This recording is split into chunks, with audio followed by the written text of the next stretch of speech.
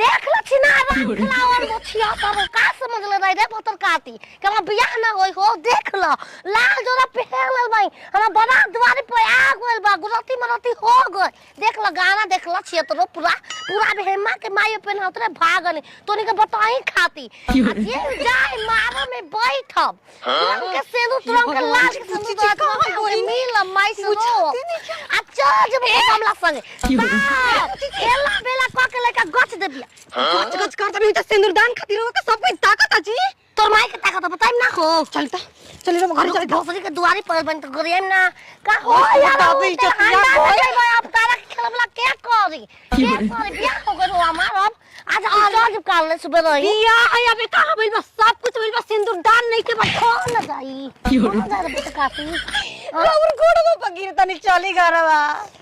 यार वो याद अपन नंबर लिख के भेज दिया डोली में बाप रे बाप चलता है चले मिले न खुदे तो खुदे कर छिनरिया देखिन बुची जी राउर शादी हो त ठीक न राउर मांग टिका दी जाके खेला बेला कर बच्चा पैदा कर सब कुछ रवा कर भाई कहीं तो कहल करवैली काहे के बताई चले घरे बताई चली चली यार आओ हो बूढ़ा के देख के रोई बता अरे परते से नुवा दलिया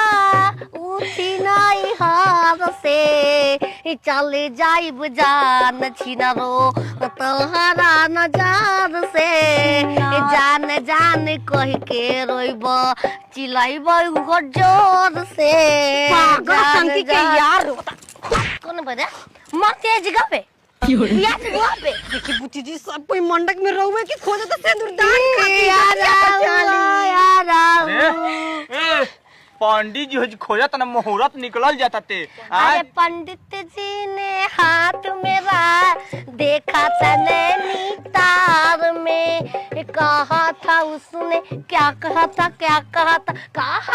उसने शादी मेरी होगी जाके 18 साल में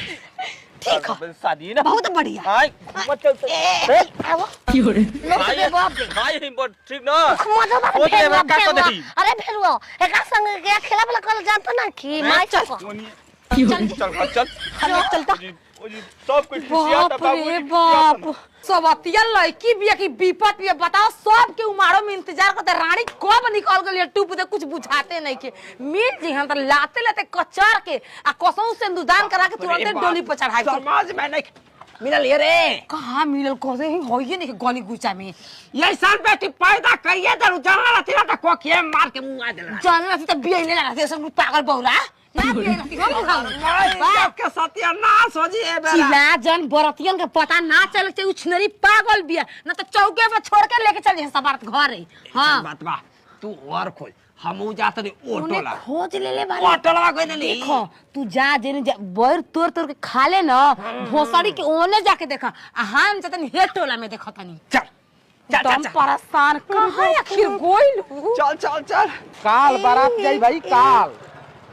आज हरदी मारो रहा काल बारात जाई जी जी जी पूरा फुल तैयारी को हम एकदम रखले हैं अरे 25 से बॉस महाराज का बारात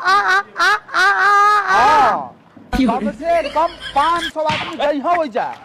जी जी जी पैसा दो हो कैसन पैसा में 10 शादी लावा बियाह लावा अरे बियाह लावा शादी बियाह हुई तब ना अरे खूब आनंद रहा तोहनी घर लगन रहले पर बारात आइल बा ना हां बहनिया के बियाह है बुथारी हो गइल बा हम गाना चल गइल बा खाली बदम टिकाई के बन जाए के बानी बुथारी हां बुथारी का कहला बुथारी का कहला रे भसुला लावा आथू हो गेल बाते मुखिया जी जानी ना कि सब चीज गहना ना चढ़ गेल और बहन के गुरहथी 8 बज गेल सुबेरे पे गुरहथी होके के बाकी रही तो सिंदूर दान करे के बा मुखिया जी कैसे बताई के कर बात आइल रे हमारे दुकानवा हमार हो पैसा ले बनी अपन कैसन पैसा बियाह वाला मिले त न तो बियाह हो गेल बा तोहार तो आज कोई न जाई चल तो के बियाह आया तो पैसा ले ले वाला भाई बे खाली 2-4 साल 5 साल 6 साल में आइबो अरे पहले अरे बा बियाहवा को के आया के पैसा बियाह वाला ले लिया हम आज चल बुझा के ले ले बस तोनी का मैं पैसा हम का करम मैं देखो हम जान तल हम के हई रामलाल कुमार अरे मुखिया मन पीछा पड़ल बियाह चल घरे बियाह हो जाई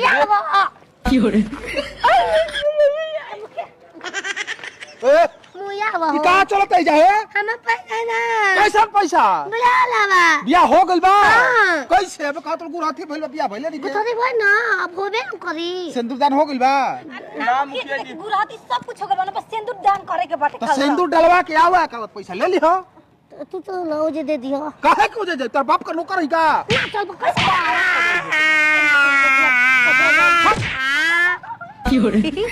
मरा लियो का बोले ओ मरा लिया हाथ घटिया नहीं हां तो अरे भाई अरे न मुखिया जी समझाई न तनी मुबारक हो तुझको ये शादी तुम्हारी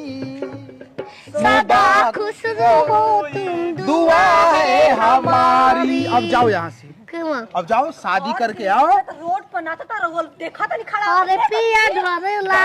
तो दिया धरेला यार धरेला तो प्यार करेला पिया धरेला तो दिया धरेला चलो कब आ जाए? यार नाश्ता- धरेला अरे बियाह भले नहीं सब पिया दिया अरे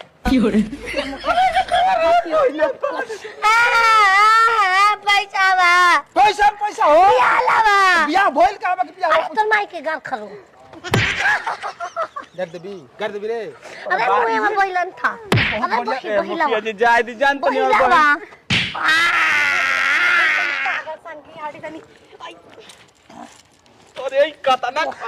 बोरी यार कैसे मार गाड़ी दे दो बस हट जा, हट ना बिया करबो कैसे मरली हरे आओ कैसे मरली हम तू तो गला तुम स्वागत को मैं कैसे साया साड़ी खोलूंगी आओ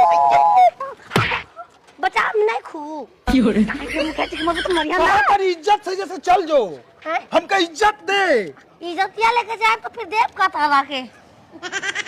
उ नहीं कहे के मतलब ना कि बढ़िया से बतिया मुखिया जी हम हम कहो के हम गाड़ी पे लेके चलो घरे पैदल जाए फो भी आओगे तो तोरा बाप का नौकर है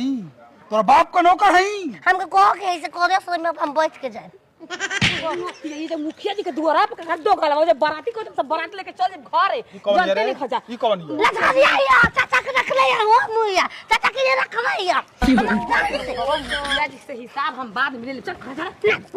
पैदल ना कौन है रे हमार बेटी ये पगल ये हो सो ऐसे पगलेट पैदा कैले बालू